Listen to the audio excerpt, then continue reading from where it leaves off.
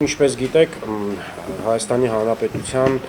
սահմանամերձ համայնքներում կառավարության որոշման համաձայն սոցիալական աջակցություն է ցուցաբերվում, կան համայնքների ցանկ, մոտավորապես 38 են, եւ պետք է ասեմ, որ այս տարի այդ սոցիալական աջակցությունը շարունակվում է եւ ավելացել է աջակցությունը կրթության մասով։ Այդ համայնքներում բնակվող 4-ից 12-րդ դասարանցիները դասագրքերը կստանան անվճար։ Նշեմ, որ 1-ից 4-րդ դասարանում ամբողջ հանրապետությունում են ստանում անվճար,